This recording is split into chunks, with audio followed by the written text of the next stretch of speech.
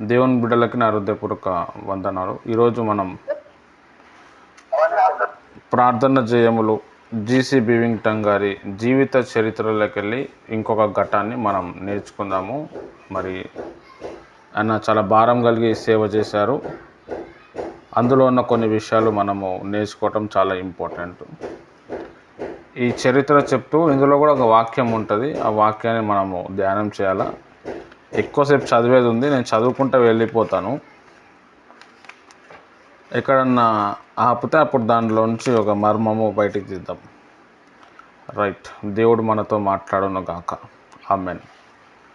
ఇందులో 6వ పాఠము నా ప్రక్కుట ఎముకలు విరుగుట అనే అంశము మనము ధ్యానం చేద్దాం. చట్టనుగా పరిసర ప్రాంతములలో కూటములకు పెట్టుటకు ఆహ్వానించగా అక్కడికి వెళ్ళి కూటములు జరుపుకొంటిని. అప్పటికే 4 రక్షణ పొందిరి, 3 స్వస్థత పడిరి, 2 పరిశుద్ధపరచబడిరి. ఇక కూటములు జరుగుచున్న ఆ ఇల్లు సరిపోలేదు.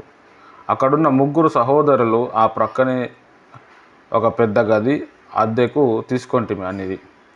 ఆ గదిని శుభ్రపరిచి కూటములకు సిద్ధపరచుటకై నేను వెళ్ళి తిని ఒక కుర్చీ మీదికెక్కి పైనున్న కుంపటి చిమ్మని శుభ్రమును చేయుచుంటిని. చక్కటి మెత్తతో కుట్టబడిన కుర్చీ అది. ఆ అందమైన బట్టను మురికి చేయకూడదని కుర్చీ అంచుల మీద నిలవబడుతుంది. అకస్మాత్తుగా కుర్చీ పక్కకు తొలగను. కుర్చీ అంచు మీద నా ప్రక్క పడి కూలబడితిని. స్పృహ తప్పి కొంతసేపు అట్లే పడి ఉంటిని. స్పృహ వచ్చినప్పటికీ నా ప్రక్కటంతా చాలా బాధ. నా చుట్టూ గది గిర్రున తిరుగుచున్నట్టుండెను. లేవబోతే అది సాధ్యము కాలేదు. అక్కడున్న 3 కుర్చీల సహాయంతో మెల్లగా లేచి తిని. నాకు ప్రక్కలలో నొప్పి తీవ్రంగా నుండెను. అది ఎందుకో నాకు తెలియలేదు. ఆ రాత్రి బాధ నోర్చుకొనుటకై ఆ భాగం చేతిలో అదిమి పట్టి ప్రసంగించి తిని. ఆ రాత్రి నిద్ర పట్టలేదు. చాలా బాధగా ఉండెను. ప్రార్థన చేస్తే నొప్పి తగ్గేది. ఒక కునుకు వేసేవాడును. కొంచెం కదిలితే బాధ వలన మెలకువ వచ్చేది. 1000 సూదులు నా ప్రక్కను పొడుచుచున్నట్లుండెను. అలానే నా పరిస్థితి గురించి విని నాకు సహాయం చేయుటకే వచ్చాను. ఉదయముల యందు పనికి వెళ్ళుచు రాత్రుల యందు నాకు సహాయపడేవాడు అలన్ బ్రదర్ బీవింగ్టన్. దేవుడు నన్ను స్వస్థపరిచిన మాట వాస్తవమే, కానీ ఇప్పుడు మీ ప్రక్కటెముకలకు చాలా దెబ్బ తగినట్లున్నది. వైద్యుని సంప్రదించుటే మంచిది అనెను. నేను ఒప్పుకొనలేదు. మరొక దినము ప్రార్థనలో గడిపి తిని వైద్యుని దగ్గరికి వెళ్ళమని నాకే ఒక ప్రేరేపణ కలిగాను. అప్పటికి అది 6వ దినము. నేనేది మింగినా భయంకరమైన నొప్పి పుట్టేది కనుక భోజనం తెచ్చినను నేనేమీ తినలేదు. ఒక చేతికర్ర సహాయంతో మెల్లగా కాళ్ళు ఇడ్చుకుంటూ డాక్టర్ యొద్దకు వెళ్ళి వచ్చి తిని 3 భవనములు దాటిన తర్వాత ఒక డాక్టర్ బోర్డు కనబడను. లోపలికి వెళ్ళి చికిత్స కొరకు వేచి ఉన్న రోగులు వరుసలో నిలవబడి తిని. డాక్టర్ నా బాధను చూచి కూర్చోమనను. కూర్చున్నట్టు లాగానే భయపడుచు ఆయన మాటకు ఎదురు చెప్పలేక కూర్చొని సాహసించి తిని. చెప్పలేని బాధకు లోనై తిని 45 నిమిషాల తర్వాత నా వంతు వచ్చెను. డాక్టర్ నన్ను లోపలికి రమ్మనేది. నా అంతటా నేను లేవలేనండి అంటిని. 3 పురుషులు నాకు సహాయం చేసిరి. ఈ ఎడమ ప్రక్క నాకు చాలా నొప్పిగా ఉందండి అంటిని. ఆయన చేతితో ఆ భాగమును పరీక్షించబోయిరి. చేయి తగులగానే బాధకి గట్టిగా అరిచి తిని, అయ్యా చాలా కష్టంలో ఉన్నారు, కొంచెం మత్తు మందించి పరీక్షిస్తాను అనేది. మత్తు మందులు లేకుండానే పరీక్షించండి అంటిని. ఎద్దు తన్నిందా? లేదండి. మీ ఉద్యోగం ఏమిటి? పరిశుద్ధతను బోధించుట. స్వస్థల మీది? ఉత్తరంలో కెంటిక అండి. ఇక్కడ కూటములు పెట్టుకోవచ్చారా? అవునండి. కూటములు ఎక్కడ పెడుతున్నారు? విలాక్స్కు మిషన్ స్థలంలో ప్రారంభించామండి. నన్ను తీక్షణంగా చూచి, టామ్ లీస్ను రక్షించింది మీరే కదా? లేదండి, నేను ఎవరిని రక్షించలేదు. మీ పేరు బీవింగ్టన్. అలాంటి పేరు గాలయ్యనేనండి. బాగా తెలిసిన వారే నాకు ఈ విషయం చెప్పారు. లేదండి, అది పొరపాటు. ఆ సభంతా వార్తాపత్రిక కూడా నేను చదివాను. ఇలాంటి పేరే ఆ సువార్థికునిది కూడా. విలాక్స్కు విషయంలో సభలు జరుపుతున్నారను కదా? అవునండి. అయితే ఖచ్చితంగా మీరే ఆ బోధకులు. నేను కాదండి, యేసుప్రభువే వారిని రక్షించెను. అది తెలుసులేండి. కానీ ఉపవాసం ఉండి వారు విడుదల పొందే వరకు ప్రార్థించి వారికి మళ్ళా పెళ్లి చేసింది మీరే కదా? వారు ఇరువురు ఇప్పుడు స్థిరంగా నిలిచి ఉన్నారు, వింటున్నాను. సరే, మీకు ఎక్స్రే తీస్తాను. ఎంత డబ్బు అంది మీ దగ్గర అనేది? ఎక్కువ లేదండి, $10 తీసే ఎక్స్రే నాకు $1కే తీశారు. ఎక్స్రే చూచి, ప్రియుడా, మీ ఎడమ ప్రక్కటెముకలు పూర్తిగా విరిగిపోయినవని 6 దినములెల్లా బ్రతికారో ఆశ్చర్యంగా ఉంది. ఎక్స్రే పటం చూస్తూ ప్రక్కటెముకలలో మొదటి 30 అంగుళము చీలినది, ఈ మధ్య ఒక ముక్క విరిగిపోయి వదులుగా ఉన్నది. రెండో ఎముక 6 అంగుళాలు, మూడోది 1/4 అంగుళములు చీల్చి ఉన్నవి. వదలుగానున్న ఎముక ముక్కలు అటు ఇటు కదులుతూ ఎంతో బాధ కలుగజేసినది. దీనికి చికిత్స చేయుటకు నాకు మించినది. నాష్విల్లో నా బంధువు ఒకరు పెద్ద ఆసుపత్రికి సూపరింటెండెంట్గా ఉన్నారు. ఆయనతో టామ్ లీస్లకు దొరికిన విడుదల గురించి ఒక్క నిమిషం.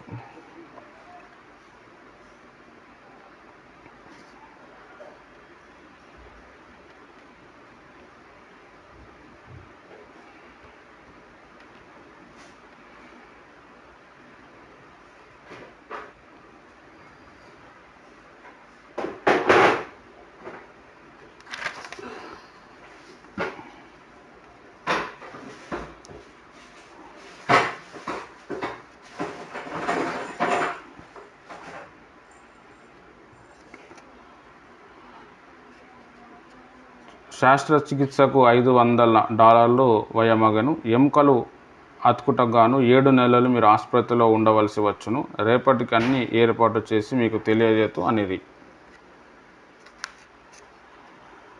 $500 7 నెలల ప్రభువా, వీటిని మీరు తప్పించగలరు కదా అనుకొనుచు తిరిగి నా గదికి వెళ్ళి మెల్లగా నేలపై పరుండ ఉంచి తిని.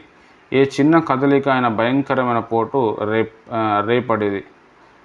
రాత్రి ఆయను అలన్ వచ్చెను. డాక్టర్ వద్ద జరిగినదంతా వివరించి తిని. ఏ డాక్టర్ వద్దకెళ్ళారు అని అడిగాడు. వివరాలు చెప్పగానే, ఆయన రక్షణ పొందినవాడు, నా స్నేహితుడు కూడాను.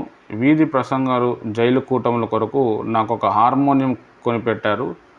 నా కర్మాగారమునకు డాక్టర్ ఈయనే. పని ఎప్పుడూ ప్రార్థనతో ఆరంభం చేస్తాడు. మంచి క్రైస్తవుడు అని పేరు పొందినవాడు అనెను. డాక్టర్ గారు తానిచ్చిన మాట చెప్పున బహు ప్రయాసపడి నా కొరకు అన్ని ఏర్పాట్లు చేసిరి. మర్నాడు బ్రదర్ అలన్ పరిగెత్తుకుంటూ చెమటలు కక్కుతూ నా యొద్దకు వచ్చి, డాక్టర్ వద్ద నుండి మీకు ఒక శుభవార్త అండి అని, అన్ని ఏర్పాట్లు సిద్ధమట. రేపొద్దున 4 వ్యక్తులు వచ్చి స్ట్రెచ్చర్లో మిమ్మల్ని మోసుకొని ఒక ప్రత్యేకమైన వాహనంలో నాష్విల్ చేర్చేదరట. మీ చికిత్సకంతా $80 సర్దెనట. తక్కిన ఖర్చంతా మినహాయించేదట. అబ్బా, ఎంత మంచి డాక్టర్ అండి అన్నాడు. నేను మాత్రం ఆసుపత్రికి వెళ్ళను అని ఖచ్చితంగా చెప్పేదని. వెళ్ళాను. మీరు అమెరికా ఉత్తర భాగంలో లేరని మాత్రం జ్ఞాపకం చేసుకోండి. ఈ దక్షిణ ధనురత్వం త్వరగా వచ్చును. మిమ్మల్ని బట్టి పట్టణం అంతటికి ఇంజెక్షన్ ఇవ్వవలసి వచ్చును. దానికి $10 లక్షల ఖర్చవును. మిమ్మల్ని పురుగుల గృహలో వేసెదరు అనగా భయంకరమైన అంటువ్యాధులతో చనిపోచున్నారని పేటు స్థలము. అక్కడ మీ వద్దకెవరు రారు అన్నాడు అలన్. అందుకు నేను, బ్రదర్ అలన్, ప్రభు మిమ్మల్ని ఇదే పట్టణంలో స్వస్థపరచలేదా? అవునండి, కానీ నాకు ధనురత్వము కలిగించే గాయమేమీ లేదు కదా. అయితే దేవుని శక్తికి హద్దు ఉన్నదా? ఇది ఉత్తర ప్రాంతం కాదండి, దక్షిణము. దేవుని ఉత్తరము దక్షిణం వేరే. నేనేది నమ్మను. నేను ఆసుపత్రికి వెళ్ళను.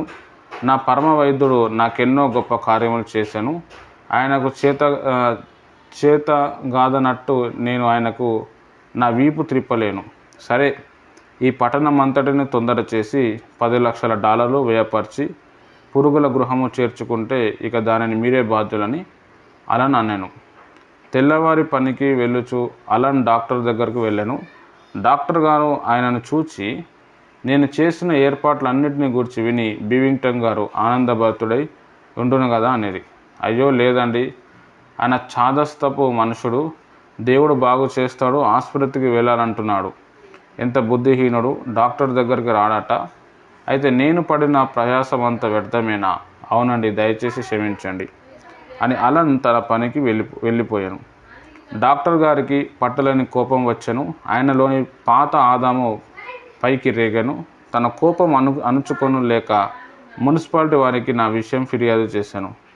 మర్నాడు 10 గంటలకు మున్సిపాలిటీ నుండి 3 అధికారులు వచ్చి వారు నాతో బహు కఠినంగా మాట్లాడి 24 గంటలు గమనిస్తాము, మీరు వైద్యుని సహాయం తీసుకోకపోతే పురుగుల గృహమునకు తీసుకొని వెళ్ళదాం అనేది. వారిచ్చిన గడువులో చేయగలిగినంత ప్రార్థన చేసి తిని మర్నాడు వారు నన్ను పురుగుల గృహంలో చేర్చుటకు ఒక డాక్టర్తో సహా వచ్చిరి. నేను మరి ఒక దినపు గడువు కొరకు బ్రతిమాలి తిని డాక్టర్ నన్ను పరీక్షించి ధనుర్వృత్తం రాలేదని, గాయమునకు ఏ చీము పట్టలేదు అని నిర్ధారించిరి. అందుచే వారు నా విన్నపం అంగీకరించిరి. రాత్రి ఆయను బ్రదర్ అలన్కు నా మొండి పట్టు ప్రయాస సంకటముగా ఉండెను. నా స్థితి ఏమీ మరుగుపడలేదు, కూర్చోలేదు, పడుకోలేను, చాలా బలహీనంగా ఉంటుంది. కలవరం నన్ను అలుముకొనుచుండెను. కానీ కొంతసేపటిలో దేవుడు ప్రజల ఎదుట ఒక సూచక్రియ చేయబోతున్నాడని నాకు ఒక నిశ్చయత కలిగాను. అంతకంతకు నా బాధ ఎక్కువగుచుండెను. ప్రాప్త కాలమున దేవుని సన్నిధి నన్ను సమీపించెను. నాకు ఒక దర్శనం కలిగాను. నేను దేవుని ఎదుట తగ్గి బహుగా అల్పునిగా కనబడితిని. అప్పుడు నేను దేవుని చేతిలో నుండుట గాయించి తిని ఆయన శక్తి నాపై క్రియ చేయసాగాను. నా ప్రక్క ఎముకలు కలుక్కమని కలిసిపోవటం నాకు వినబడను. నీ మహిమ మహోన్నతము అని బిగ్గరగా పలికితేని బ్రదర్ అలా నిద్రపోవచ్చుండెను. నీ మహిమ గొప్పది, నీ మహిమ గొప్పది అను మాటలు యథాచ్ఛ నా నోటి నుండి వచ్చుచుండెను. ఇక నా బాధ నాకు తెలియలేదు. గట్టిగా ఊపిరి పీల్చుట ఇంతవరకు సాధ్యం కాలేదు. ఇప్పుడు స్వేచ్ఛగా గాలి పీల్చి తిని మర్రా గాలి లోతుగా పీల్చి చూచి తిని కానీ నొప్పి లేదు. తెల్లవారి అలన్ లేవగానే నా కుడి చేయి పైకెత్తి దేవుని స్తోత్రములు, ఆయన నాకు గొప్ప కార్యములు చేశాను అంటూ లేచి నిలబడి తిని నా ఎడమ భాగంలోని ప్రక్కటెముకలకు నొప్పి చూచి తిని నొప్పి లేదు. పిదప కొట్టి తిని గుద్ది చూచి తిని బాధ అనే మాట లేదు. అలన్ నాకు పిచ్చి పట్టి అనుకోలేను. చనిపోదునని నా చేతులు గట్టిగా పట్టుకున్నాడు. లేదు, దేవుడు నన్ను స్వస్థపరిచినాడు. నా ఎముకలు కలిసిపోవుట శబ్దం వింటిని. సర్వశక్తుడు మనుషులకు గ్రహింపు కాని స్వస్థతను జరిగించెనంటిని. ఆకలితో కడుపు మండుచుండెను కనుక కడుపార భుజించి తిని గత 8 దినములలో ఒక్కసారి మాత్రమే భోజనం చేయగలిగితిని. దేవుడు నన్ను దర్శించిన చోట నేలపై పడిన హృదయం అంతటిని కుమ్మరించి తిని దేవుని శక్తి నా మీదకి వచ్చి నాకు చెప్పలేని బలం ఇచ్చాను. ఇక డాక్టర్ గారి ఈ వార్తను అందించుటకు బయలుదేరితిని. వెళ్ళి రోగుల వరుసలో కూర్చొట్టిని. ఆయనకు నా వైపు చూచుట కూడా ఇష్టం లేదు. నాకు ముందున్న వ్యక్తికి చికిత్స చేసి నా వంతు వచ్చినప్పుడు నన్ను దాటించి నా వెనుకనున్న వ్యక్తిని పిలిచాను. ఆయన గమనము నా వైపు త్రిపుటకై ఎగిరి గంతు వేసి లేచి నిలవబడుతుంది. నేను చట్టకున లేచుట ఆయన గమనించి ఆశ్చర్యంతో మీకేమి సంభవించినని అడిగాను. నేను స్వస్థత పొంది తిని డాక్టర్ అని నా ప్రక్కటెముకను గుద్ది చూపి మీరు కూడా కొట్టి చూడండి అంటిని. అట్లే చేసేరి. డాక్టర్ గారు నా భుజంపై తలవాల్చి ఎంతో ఏడ్చిరి.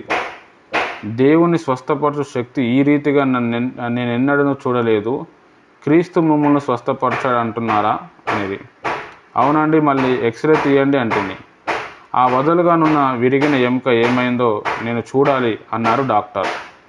ఎక్స్రే తీస్తే ఎముకలన్నీ వాటి స్థానంలో చక్కగా అమరి ఉండెను. డాక్టర్ గారు నా పైబడి మళ్ళీ ఏడ్చిరి. మున్సిపాలిటీ వారికి వార్త అందించిరి. బ్రదర్ బీవింగ్టన్, మా గుడిలో మీ సాక్ష్యం ఇవ్వండి, మీ మాటలు సత్యమని నేను డాక్టర్గా నిరూపించదను అనేది. వారి గుడిలో నేను ఒక గంట సేపు సాక్ష్యం ఇచ్చి తిని, అయితే వారెవ్వరిలోనూ అది ఏ చలనము కలిగించలేదు. డాక్టర్ గారి భార్య, వారి 23 ఏండ్ల కుమారుడు, 19 ఏండ్ల కుమార్తె మాత్రం లోతుగా ముట్టబడిరి. ఆ సాయంకాలము నన్ను ప్రసంగించమని కోరిరి. ఎవరైనా రక్షణ పొందగోరుచున్నారా అని అడగగా డాక్టర్ గారు పిల్లలిద్దరూ ముందుకు వచ్చి మోకరించిరి. ఆ పాదిరికి ఇది నచ్చలేదు. వారు ఇంకా ప్రార్థన చేయుచుండగా ఆశీర్వాదం చెప్పే లైటు ఆపివేశాను. అందరు చీకటిలో తడుమునాడుకుంటూ బయటికి వెళ్ళవలసి వచ్చాను. సోమవారం డాక్టర్ గారు నా యొద్దకు మరలా వచ్చిరి. ఆయన పిల్లలు రక్షణ కొరకే ఇంకా ప్రార్థన చేయుచున్నారని చెప్పింది. మధ్యాహ్నం 3 గంటలకు ప్రభు వారిని దర్శించెను. బుధవారం ప్రార్థన కూటంలో డాక్టర్ గారు అక్కడ కూటములకు పెట్టుటకు ఆహ్వానించి విషయమై సంఘ సభ్యులతో ప్రస్తావించిరి. కానీ వారు వద్దనిరి. అయితే డాక్టర్ గారు పరిశుద్ధపరచబడుట లోతైన అనుభవం నాకు కావాలనని, నిజంగా కావాలనా, మీ సంఘస్థులు మెప్పు కావాలనా, లేక పరిశుద్ధపరచబడుట అన్న అనుభవం కావాలనా అని అడిగి తిని, నాకు సంఘపు వారి మెప్పు అక్కర్లేదు, దేవుని దీవెనే కావాలను అనేది. ఆయన భార్య రాత్రంతా ప్రార్థన చేశాను. దంపతులు ఇరువురు 2 దినములు దేవుని సన్నిధిలో గడిపిరి. వారు కోరిన దీవెనను దేవుడు వారికి ఇచ్చెను. మంగళవారం ప్రార్థన కూటంలో దేవుడు వారికి చేసిన గొప్ప కార్యమును గూర్చి సాక్ష్యం ఇచ్చుటకు కుటుంబం అంతా ముందుకు వచ్చాను. కానీ సభ్యులు వారు మాటలు వినబడకుండా గట్టిగా పాటలు పాడి ఆటంకపరిచిరి. కనుక వారు ఆ సంఘమును వదిలిపెట్టిరి. వారి జీవితంలో దేవుని చిత్తం ఏమిటో తెలుసుకొనగోరి 3 దినములు దాని నిమిత్తమే ప్రార్థన చేసిరి. వారు తమ ఇల్లు అమ్మివేసిరి. కాలిఫోర్నియా అంతా తిరుగుచూ సువార్త చెప్పవలనని దేవుడు వారికి తెలియజేశాను. $1,200 ఖర్చు పెట్టి దానికి కావాల్సిన ఒక వాహనం కొనుక్కొనిరి. 11 నెలలు వారు కరపత్రలను పంచుచూ బోధించుచు ఆ ప్రాంతమంతా సువార్తను వ్యాపింపజేసిరి. వారి పిల్లలు కూడా దేవుడు పరిశుద్ధపరచెను. చాలు. ఇప్పటి వరకు మీరు ఈ లెసన్ అంతా కూడా మీరు విన్నారు. మరి డాక్టర్ గారిని దేవుడు ఎలా స్వస్థపరిచిండో మీ అందరికీ కూడా తెలుసు. ఇక్కడ మనం అర్థం చేసుకోవాల్సిన విషయం ఏంటంటే, మనము దేవుని మీద ఆధారపడడం నేర్చుకోవాలి. బీవింగ్టన్ గారు దేవుని మీద ఆధారపడ్డారు. మరి ఆయన ప్రక్కట ఎముక బోన్స్ విరిగిపోయినాయి. మరి విరిగిపోయినాయంటే దానికి ఆపరేషన్ చేసి దానికి రాడ్లు వేయాలి. రాడ్లు వేస్తేనే అది నిలబడుతుంది, లేకపోతే నిలబడదు. కానీ దేవుడు ఆపరేషన్ లేకుండా ఎట్లా ఇరిగిపోయిందో అట్లా స్వస్థపరిచాడు. అయితే దానికి ఆయన చాలా భయంకరమైన నొప్పి, వేదన, బాధ పడ్డాడు. అంత నొప్పి, బాధ, వేదన పడినా కానీ ఈయన దేవుని మీద విసుకలేదు. అబ్బా, నాకు అనవసరంగా నేను పడ్డాను, దేవుని సేవ చేస్తూ నేను పడ్డాను, నాకెందుకు ఇన్ని కష్టాలు అనలేదు. ఆయన దేవుని మీద ఆధారపడ్డారు. మరి డాక్టర్ గారు అక్కడ మంచి ప్రార్థన పరుడైన డాక్టర్ గారు ఉన్నారు. వారు మంచి డబ్బులు సహాయం చేసి ఈయనకు ఆపరేషన్ చేస్తా అంటే కూడా ఈయన దేవుని మీద ఆధారపడ్డారు. మరి ఆయన కోపం వచ్చి మరి వేరే హాస్పిటల్లో షిఫ్ట్ చేస్తామంటే అక్కడ కూడా వెళ్ళారు. అక్కడ ప్రార్థన చేస్తా ఉంటే దేవుడు వచ్చి తాకటం వల్ల ఆ ఎముకల ప్రాబ్లం తగ్గిపోయింది. అంటే దేవుని ప్రియమైన వారలారా, మనకి కొన్ని కష్టాలు వచ్చినప్పుడు, కొన్ని రోగాలు వచ్చినప్పుడు దేవుని మహిమ కోసం వస్తాయి. మనము ఆ టైంలో ఏం కావాలంటే విశ్వాసం పెట్టాలి. నాకే ఎందుకు వచ్చింది రోగము, నాకే ఎందుకు వచ్చింది బాధ అంటే అది ఒక విశ్వాస యొక్క సూచన కాదు. ప్రభు మహిమ నా లోపల జరిగేటివి ఉన్నది, ప్రభు కార్యాలు నా లోపల జరిగేటివి ఉన్నాయి, అందుకే నాకు వచ్చినాయి అని చెప్పి మనం ప్రభు మీద ఆధారపడుతూ మనం ప్రార్థన పూర్వకంగా మనం వెళ్ళినప్పుడు ఖచ్చితంగా దేవుడు ఏం చేస్తాడు అంటే మన పట్ల కార్యాలు చేస్తాడు. కొన్ని సందర్భాల్లో మనకి రోగం వచ్చినప్పుడు దేవుడు ఒక మంచి డాక్టర్ని పంపించి ఆ డాక్టర్ ద్వారా కూడా మనకి బాగు చేస్తాడు. ఆ డాక్టర్ కావాల్సిన ఫీజు, ఆ డబ్బులు ఇవన్నీ కూడా దేవుడు ఏర్పాటు చేస్తాడు. కొన్ని సందర్భాల్లో ఏం చేస్తాడు అంటే కొంతమంది దైవజనులను పంపించి వారి ప్రార్థన చేస్తే కూడా స్వస్థత వస్తుంది. కొన్ని సందర్భాల్లో ఏంటంటే మనం ప్రార్థన చేస్తే కూడా స్వస్థత అనేది జరుగుతుంది. ఇక్కడ మనం నేర్చుకోవాల్సిన విషయం ఏంటంటే మనకు ఒక రోగం వచ్చినా, ఒక కష్టం వచ్చినా, ఒక వేదన వచ్చినా మనం దేవుని మీద ఆధారపడడం నేర్చుకోవాలి, డాక్టర్ మీద కాదు, మెడిసిన్స్ మీద కాదు. డాక్టర్ అవసరము, మెడిసిన్స్ కూడా అవసరం, కానీ అందరికంటే దేవుడు చాలా అవసరం.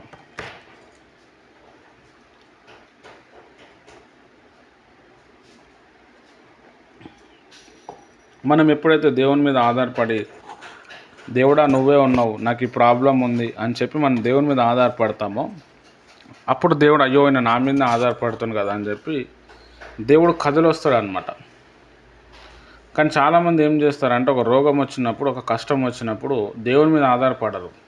నేను అనవసరంగా ప్రభువుని నమ్ముకున్నాను, నాకు అట్లయింది, ఇట్లా అయింది, నెగిటివ్ ఎక్కువగా మాట్లాడతారు. ఆ నెగిటివ్ మాట్లాడటం వల్ల తర్వాత మనకు రావాల్సిన ఆశీర్వాదము, మనకు రావాల్సిన దీవెన, దేవుడు మన పట్ల ఏదైతే ప్రణాళిక కలిగి ఉన్నాడో, మనం నెగిటివ్గా మాట్లాడటం వల్ల దేవుడు కూడా అరే ఏంది అని చెప్పి షాక్లో వెళ్ళిపోతాడు, డిస్టర్బ్ అయిపోతాడు అనమాట. ఇజ్రాయెల్ ప్రజలు మరి కానాను దేశానికి ఎప్పుడో రావాలి, కానీ వాళ్ళు సనిగిరి అనమాట. సనిగినందుకు 40 సంవత్సరాలు తిప్పిండు వాళ్ళని. మోషే ద్వారానే వాళ్ళు మోషే అప్పుడు రాజు దగ్గర ఉన్నప్పుడే ఆయన ఒక వ్యక్తిని చంపేస్తాడు కదా, అప్పుడే ఏం కావాలి అంటే మోషే ద్వారానే ఇజ్రాయెల్ ప్రజలందరూ ఐగుప్తు నుంచి ఇజ్రాయెల్ దేశానికి వచ్చేయాల. మోషే చంపిన తర్వాత ఆ మాట అక్కడ మొత్తం స్ప్రెడ్ అయిపోయింది. స్ప్రెడ్ అయిపోయిన తర్వాత మోషే ఎవరితోనో మాట్లాడితే, నువ్వు మొన్న ఎవరినో చంపినావు కదా, మమ్మల్ని కూడా చంపుతావా అని అడిగారు. అంటే వాళ్ళకి దేవుడు చేస్తున్న కార్యాలు వాళ్ళు గుర్తుపట్టాలి. దానివల్ల ఒక 40 years లేట్ అయిపోయింది. మళ్ళా సనిగినందుకు దాదాపు 80 years 80 సంవత్సరాలు వాళ్ళు ఇజ్రాయెల్ దేశానికి వెళ్ళటానికి చాలా ఇబ్బంది అయింది. అంటే మనము మన జీవితంలో సనగటం వల్ల, నెగిటివ్గా మాట్లాడటం వల్ల మనమే దేవుని ఒక కార్యాలను వెనుక చేసుకుంటున్నాము. బీవింగ్ టంగ్ గారి గురించి మనం ఆలోచన చేస్తే, ఆయనకి బాధ వచ్చింది, నొప్పి వచ్చింది, ఆల్రెడీ బ్రేక్ అయిపోయింది బోన్స్. 3-4 రోజుల తర్వాత ఎక్స్రే వస్తే చూస్తే తెలుసుకున్నాడు. అయినా కానీ ఆయన దేవుని మీద ఆధారపడ్డాడు. దేవుడే కార్యం చేస్తాడు, దేవుడే కార్యం చేస్తాడు అంటే దేవుని మీద ఒక మొండి విశ్వాసం ఆయనలో ఏర్పడ్డది. అలాంటి మొండి విశ్వాసం ఎప్పుడు వస్తుందంటే, భారం కలిగి ప్రార్థనలో ఉన్నప్పుడు, బైబిల్ బాగా లోతుగా ధ్యానం చేస్తూ ఉన్నప్పుడు మన లోపల మొండి విశ్వాసం అనేది వస్తుంది.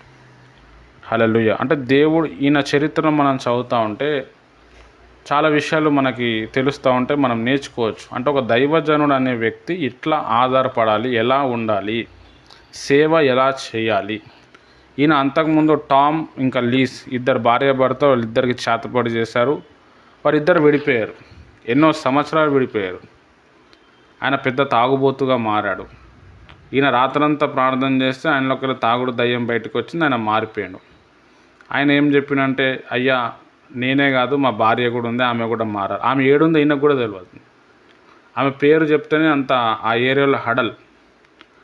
ఆమె దగ్గర ఈయన వెళ్ళి ప్రార్థన చేస్తూ ఉంటే వాళ్ళకు మంచి చేయనికే పోతే ఈయన బట్టలు చింపేసింది ఆమె. అంత పెద్ద సైతాన్ శక్తి ఉండే, చాలా భయంకరమైన సైతాన్ శక్తి. ఈయన పోరాడి చెప్పులు తీసుకొని కొట్టింది. అయినా కానీ ఈయన ఏమి బాధపడకుండా భారం కలిగి ప్రార్థన చేస్తే ఆమెలోకి దయ్యం వెళ్ళిపోయింది. వీరిద్దరికి మళ్ళీ ఆయన పెళ్లి చేశాడు, వాళ్ళకి పిల్లలు కూడా పుట్టారు. వాళ్ళంతా సేవ చేస్తూ ఉన్నారు. అదంతా పెద్ద ఆ ఊరిలో పెద్ద ప్రచారంగా మారిపోయింది. అలన్ననే ఒక మంచి ఈయన విశ్వాసి కూడా, ఆయనకి టీబీ వచ్చినప్పుడు మరి బీవింగ్టన్ గారు ప్రార్థన చేయటం బట్టి దేవుడు తనకు స్వస్థత ఇవ్వటం, తర్వాత ఈయనకి సపోర్ట్ చేయటం, ఈయన గురించి మాట్లాడటం జరిగింది. అంటే మనం చేసిన ప్రార్థన మళ్ళీ మనకి ఫలితంగా మారుతుంది. ఈయనకి హెల్త్ బాగాలేనప్పుడు, అలన్ గారికి బాగాలేనప్పుడు పాస్టర్ గారు ప్రార్థన చేశారు, ఆయనకు స్వస్థపరిచారు. పాస్టర్ గారికి బాగాలేనప్పుడు అలన్ గారు ఏం చేశారంటే ప్రార్థన చేశారు, డాక్టర్ దగ్గర సపోర్ట్ చేశారు, ఒక చేదోడు వాదోడుగా నిలబడ్డారు. అంటే దేవుని ప్రియమైన వారలారా, ఇక్కడ మనం ఏం తెలుసుకోవచ్చు, ఏం నేర్చుకోవచ్చు అంటే, మనం ప్రార్థన చేయటం బట్టి, మనం ఎవరికైనా ప్రార్థన సహాయం చేసినప్పుడు వాళ్ళు బాగుపడిన తర్వాత మనకు కూడా ప్రార్థన చేయడానికి వాళ్ళు మనకి సపోర్ట్ చేస్తారు. ఇప్పుడు నేనున్నాను, మీ అందరి కొరకు ప్రార్థన చేస్తున్నాను, మీరు సమస్యలకి వెళ్ళి విడుదల పొందినప్పుడు మీరు కూడా ఏం చేస్తారు అని అంటే నా కోసం ప్రార్థన చేస్తారు. బ్రదర్ మరి బ్రదర్ బాగుండాలి, నాకంటే ఎక్కువ చేస్తారు మీరు. హల్లెలూయా, చాలా ఇంపార్టెంట్. కాబట్టి ప్రార్థన చేసే వాళ్ళని మనం లేవనెత్తుకోవాలి, మనం కాపాడుకోవాలి. అంటే మన జీవితంలో ప్రతి విషయం కూడా కౌంట్ అవుతూ ఉంటుంది. మనము బైబిల్ యేసుప్రభువు చెప్పిండు, నువ్వు ఏ కొలతతో ఒక వ్యక్తిని కొలుస్తావో అదే కొలత నీకు కొలవబడుతుంది. కాబట్టి చాలా ఇంపార్టెంటు. మరి ఈ విధంగా మనము మన జీవితం దేవుని కోసం నడుస్తూ దేవుని సాక్షిగా మనం ఉందాం. దేవుడి మాటలు దీవించునుగాక. ఆమెన్.